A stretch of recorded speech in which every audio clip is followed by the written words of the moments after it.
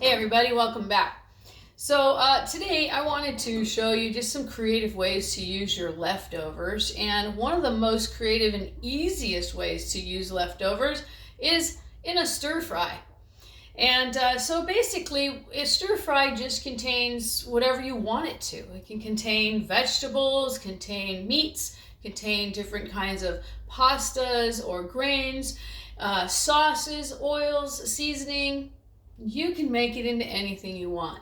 So today I'm going to play with some things that I just kind of pulled out of the refrigerator and just sound like they'll taste good to me today, and give you some ideas on what you might be able to do with, well, what's left over in your refrigerator. Let's get started. I always like to start with some sort of a base. I love pasta. And of course, I could make my stir fry with rice. I'm sure you've all heard of fried rice. But in the mood I am today, I want to make mine out of pasta. And I can use any kind of pasta. You can use shells, noodles, spaghetti. You can use, I don't know, lasagna noodles, egg noodles, you name it, tortellini. Oh my goodness. Any kind of pasta will do. Also, any kind of a grain. Instead of just rice, you could mix it with quinoa. You could do pearled barley. You could do farro wheat. There are all kinds of ways to do a stir fry. Now today, these look like regular noodles, but they're not. I've decided I wanted to go vegetarian on my noodles today. These are actually called zero pasta, and they're actually made out of shirataki mushrooms.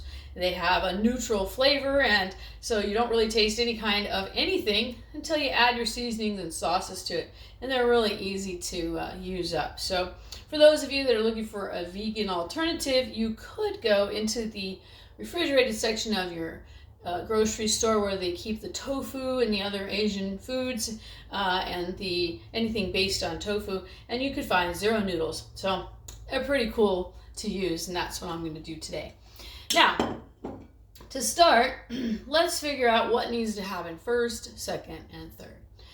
Well, the first thing that needs to happen is you really should prepare all your ingredients before you start, because when you're doing a stir fry, it shouldn't take very long to do. You just want it to get hot and heated through, and in this case I'm going to put a little meat in it. You want it to get cooked through, and there is a certain order that you do things in, and you always do it in a nice hot pan. So I'm going to be using a wok today. You could easily use a deep skillet or just a very large fry pan if you wanted to.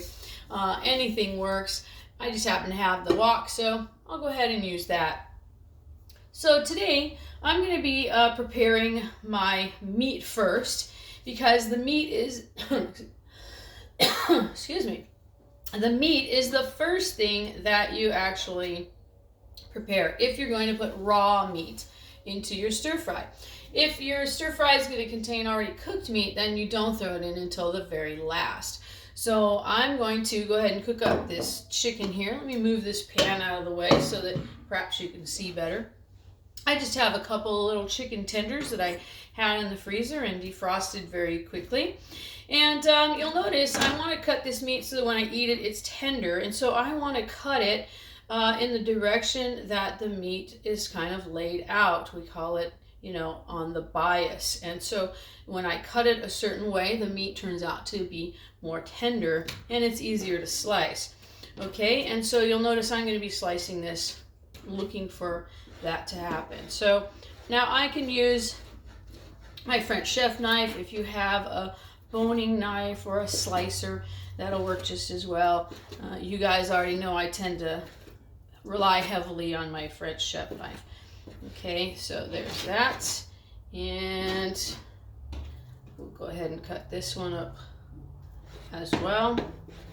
I have about 2 ounces of chicken here, generally a good portion of protein, and it's white protein, so white meat, so it has very little fat in it, so it's going to cook up rather quickly and rather nicely. All right, so there is that. And now, since I have the meat ready, we're going to get the pan ready. And so you always start with a hot pan. So the order of action is first, if you're using raw meat, that's the first thing that goes into your stir fry. Very first thing you want to cook. So I'm going to throw in a couple tablespoons of oil, since I'm going to be cooking up quite a bit of stuff here. I'm using citrus oil today. You can use any kind of oil. I tend to use olive oil as the most often, but sesame oil if you want an Asian feel. Olive oil, just kind of for a deeper, complex flavor. Canola oil if you really don't want any kind of flavor from the oil at all. Or you can use infused oils. I have jalapeno, basil, rosemary. I'm an oil fiend. I even have one that has curry infused into it. So, you know, if you find some oil around the house, hey, check it out. They all have different flavors to them, and they do impart that to your food. All right, so I'm gonna go ahead and start this up on high. And a stir fry generally is done on a high flame the entire time. Because, as I said, you just want to stir fry it. You want it to cook very quickly. So let's get the oil nice and hot here first and spread around the pan. Now that looks like a lot of oil, but again I'm going to be throwing in mushrooms at some point, and mushrooms tend to absorb the oil that they're sitting in. If you use rice rather than a pasta in your stir fry, you're going to find that you're going to be using a lot more oil, because rice is another substance that tends to absorb a lot of oil while it's frying. And so, you know, if your pan starts to dry out or you don't feel like you have control over the pan, or things are starting to stick or burn, then it's probably because you need to add a little more oil. But you don't want a swimming pool either. So there's kind of a balance there. So you notice I'm not going to be emptying the oil. I'm going to be adding things to it, and eventually it'll all get used up by my ingredients. All right, so I can smell the oil, nice lemony scent to it. So that means I'm ready to throw my chicken in there. Remember, when you're going to brown something, you generally want to try and get it into a single layer and spread out across the entire surface of the pan. And just as I taught you before, when you're browning something, leave it alone. You need to get it to a searing temperature on the surface of the meat that's in contact with the pan, and you want to make sure that it kind of starts to brown the meat before you start turning it around. Now I'm using a citrus oil, and so I want to season this today with a little bit of lemon pepper, because I'm going to keep with this whole lemony, light Mediterranean flavor here. And then I'm also going to throw in a little pinch of salt as well.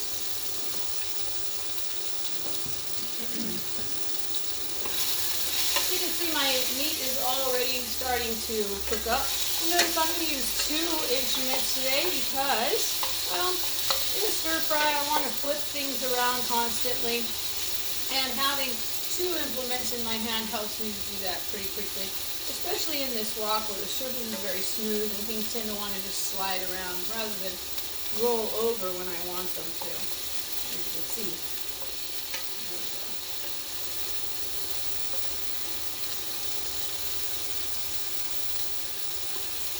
There we go. I'm going to leave that alone again for a little bit.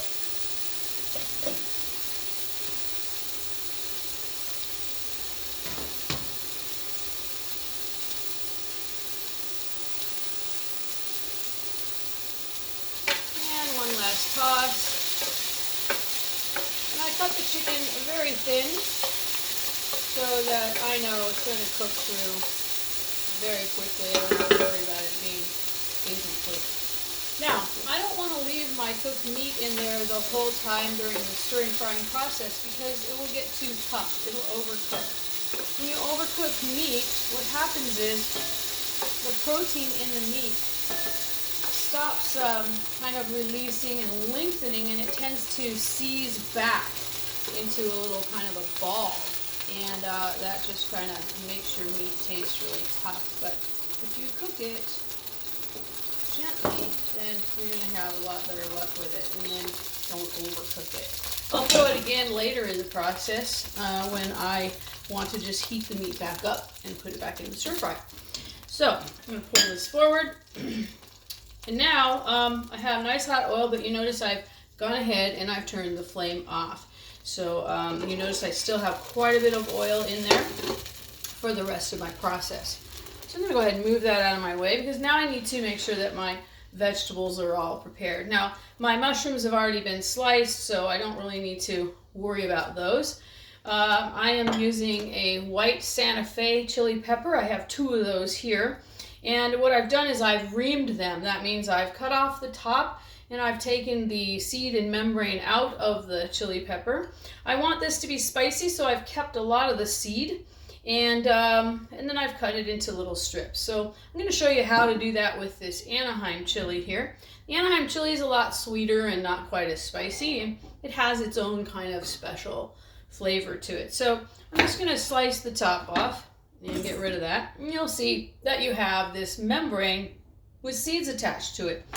And so we want to ream that. So I'm just going to take a simple butter knife, and all I'm doing is I'm going around the inside of the chili here and kind of loosening that core, that pod of seeds that's in there. Now if I luck out, I can usually pull that out, but it doesn't seem like it wants to play very nice today.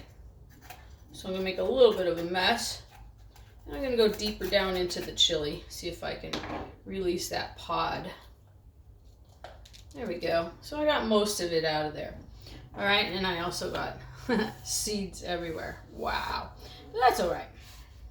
Cooking gets messy sometimes. All right, now I want to go ahead and slice this into things that are going to work in the pan. And so I have to make a decision. Do I want any more of this chili spice in my cooking? And since my Santa Fe chilies are really pretty spicy, I'm going to just throw away that whole seed pocket there. And I'll probably just brush these into what I'm going to cook. Now, what I want to do is I want to go ahead and take this chili, and you can see I've still got some seed in there. I'm going to go ahead and drop those into my little chili pepper bowl here. And we'll drop those into, but I don't want this membrane. The membrane is very bitter tasting, and so the more of that you can get rid of, the better off you are. Okay, now you might also need a paring knife when you're preparing a chili pepper, because sometimes those bits of membrane stick onto the chili pepper, and you just really need to go ahead and shave those off. All right. Now, another trick I want to show you when you're cutting your little chili peppers is, first of all, this one's kind of long, and so I'm going to go ahead and cut those all in half. But you'll notice something. I'm cutting with the flesh side up rather than the skin side up, because when you try to cut a chili pepper with the skin side up, it's really kind of tough to do. The knife, you can hear it really kind of popping through the skin, and it's kind of hard to cut. So the hint when you're using chili peppers or bell peppers of any kind is cut with the flesh side facing up, and your knife will go through much more easily, and you'll get those nice strips that you're looking for. All right, so I'm going to go ahead and slice those the rest of the way.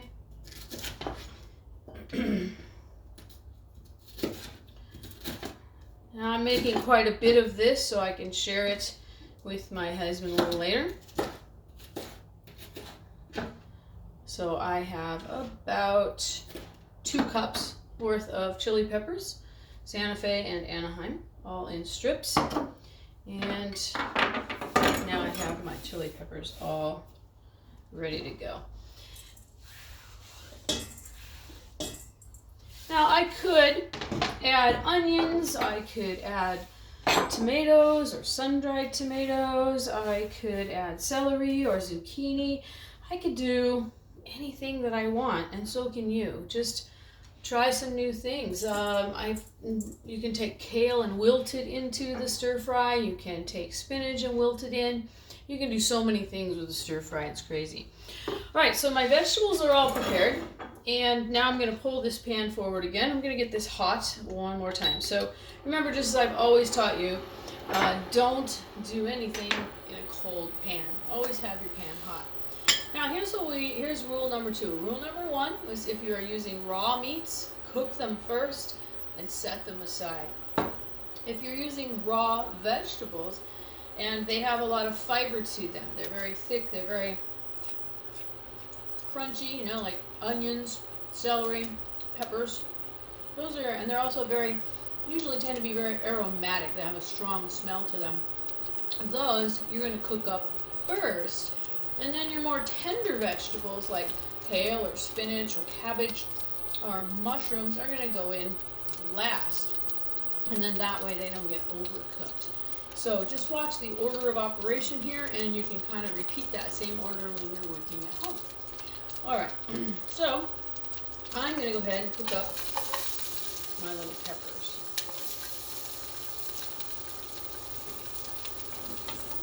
I'm going to start them out in a nice single layer.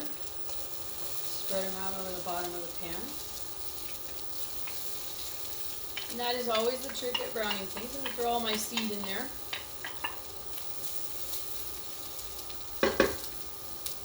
And again, I'm trying to brown it, so I'm going to leave it alone for a little while. Now my pan is pretty dry right now, so my chilies might have a little hard time cooking. I'm going to add another maybe teaspoon of oil here. And if your pan is nice and hot, then you won't cool the pan off too much and cause your vegetables to get mushy or start wilting rather than frying. Okay? I'm going to let those go on a nice high flame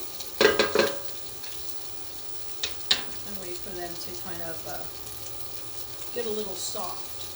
Now you can cook these down through different stages. You could cook them until they sweat, which is true of onions, and that means they just look kind of wet all over. You could cook them to the next stage of onions, or chilies, which is the stage of browning them. And so they start to begin to get a little brown on the skin, and an onion begins to turn a little bit brown or yellowish or translucent even. And then the last stage would be caramelization. You could cook it all the way down to where it is to become very caramely. Onions are especially good for that, because the longer you cook the onion, the more caramelized it gets, the more sweetness comes out of the onion. So it's all up to you how far you want to cook the vegetables down.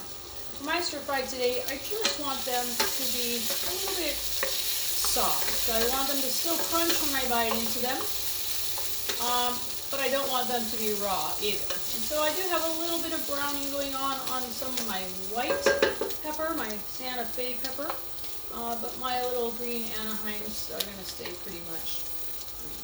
I'm going to call that good enough for my chilies.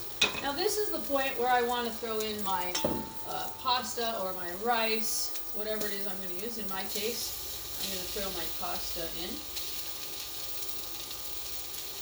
So first it was cook the raw meat, set it aside. Cook the fibrous or thick, cruciferous, aromatic vegetables next. Then add in your pasta or rice. And it's at this point too, once again, you have to decide how far you want to go. If you're doing rice, you can cook it until it's kind of starting to brown. If you're doing pasta, same thing. These are, like I said, made from mushrooms, these noodles, and so I do want them to cook a little bit through, just like I would want my mushroom to cook through. And it's at this point I can start thinking about, well, how do I want to season this? Well, I'm going to go ahead and throw in a little more lemon pepper, because that's kind of my theme today, a little citrus, Mediterranean. And I do want to flavor my noodles a little bit, maybe with a little more salt.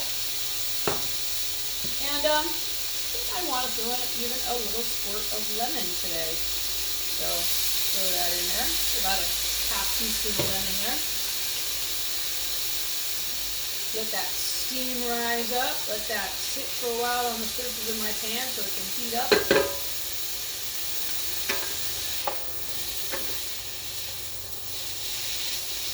Notice when I turn it, I try and spread it out again so that as much of it is touching the surface area of the pan as possible. Now rice will go much more quickly than these noodles, and regular pasta will go much more quickly than these noodles also. These particular noodles, I do have to cook a little longer than usual. So if you do use pasta, that's probably the fastest type of grain to throw in there and really get cooking.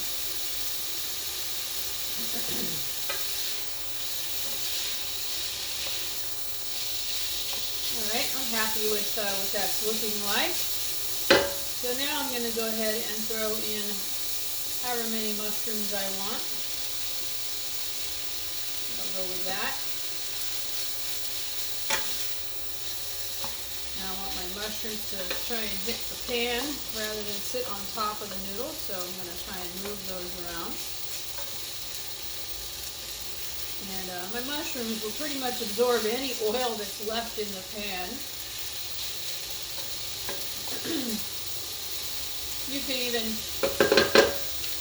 make the flavor a little more complex by throwing a little butter in at this point as well and letting it brown along with the food.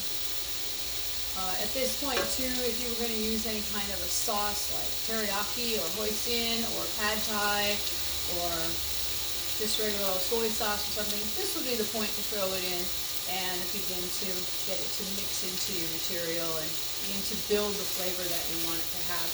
Today, like I said, I'm just doing a very simple citrus Mediterranean. I'm keeping it very clean, very lightly flavored.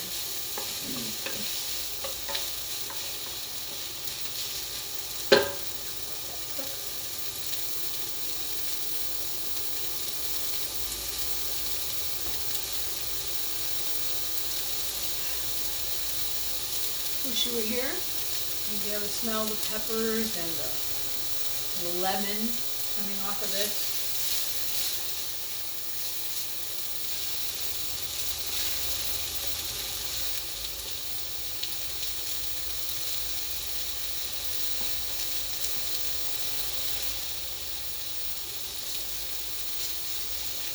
Oddly satisfying just to watch it fry. There we go. Now I'm seeing my mushrooms get a little more brown. Starting to look moist rather than dry, which is a sign for me. Throw in my meat now with all of its juices that have been sitting there. Toss it around, get the meat warmed up again.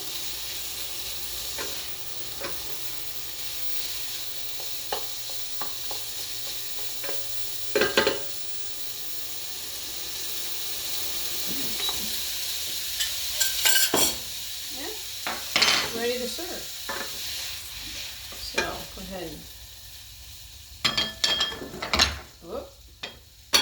none of that. Go ahead and serve this up. Wow, I think I could have done that a little better. Let's try and have a better go with that. Probably better to lift it.